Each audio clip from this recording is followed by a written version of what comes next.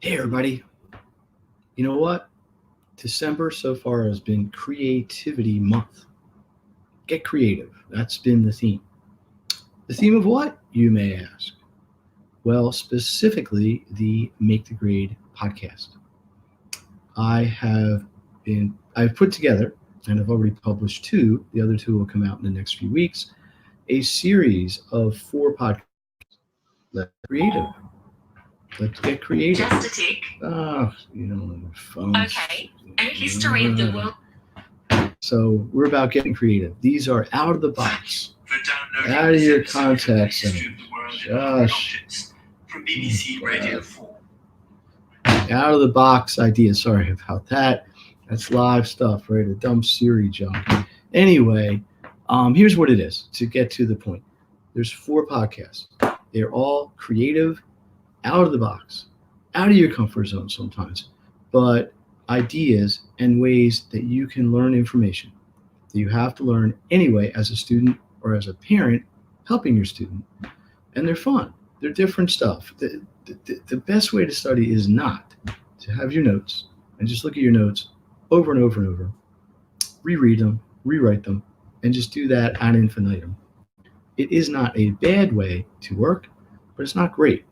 So there is a list. I got a list of 25, 30 ways that you can much more creatively, much more fun, much more effectively, which is really the key, address information and work with it in a way that, number one, helps you understand it. Number two, helps you demonstrate that you understand it when you're taking a test, which is important because there's a gap there. Sometimes that was another podcast to get back to that. And number three, be prepared regardless of how the test is structured. Okay, so you got a lot going on here all at once. So just for a quick example, one of the things I talk about, episode 2 of Getting Creative, is called Be the Teacher. Be the teacher. What does that mean? Well, what that means is who's making the test? Of course, the teacher. Who's taking the test? Of course, the student. But the teacher is more or less looking at the same material, right? So here's the idea. And there's a lot more to this in the podcast, but I'll give you a little bit of a teaser here, is pretend you're the teacher, okay?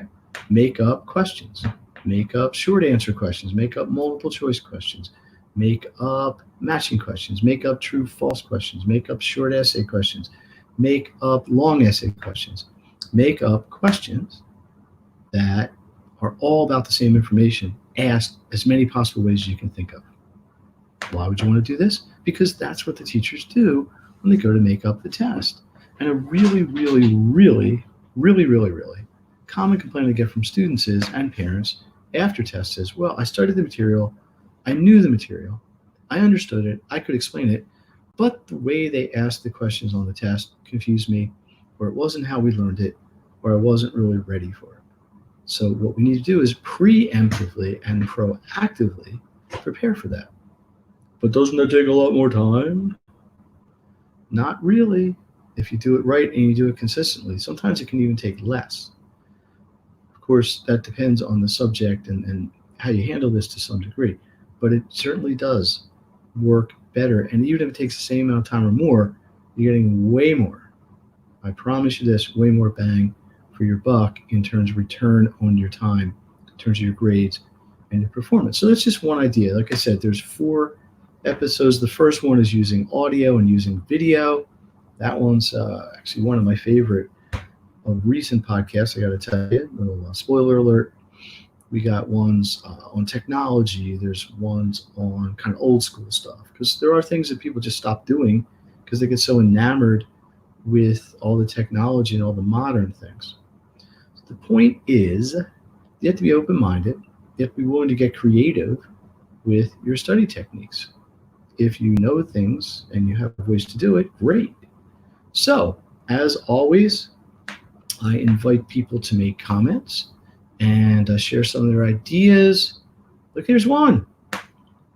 It's great. Yeah. So here we go. I listened to the first one of these, and it was really good.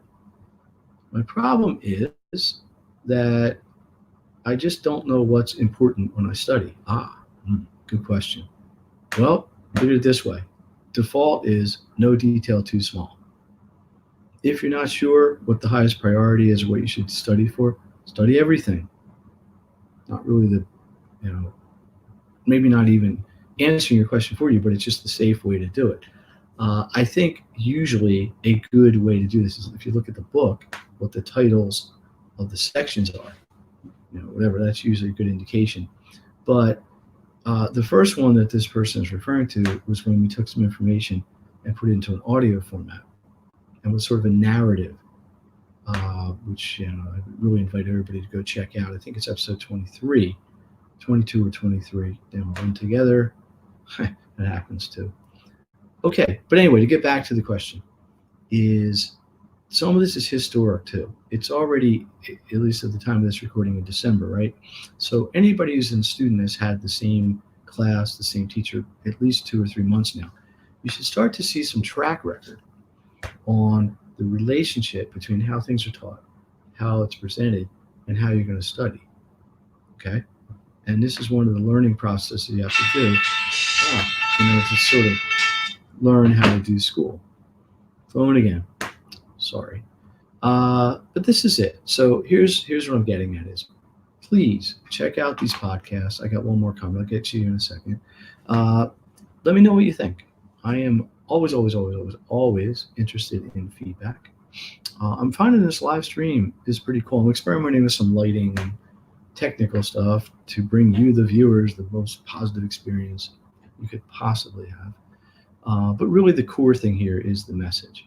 And the message is, I'm trying to give people actions they can use to maximize their education. Some of them are just old school, some are time management, some are information management. These are creative ways to manage your information. All right. Last question was, basically what they're saying is anything we can do on a computer, can you do on a phone?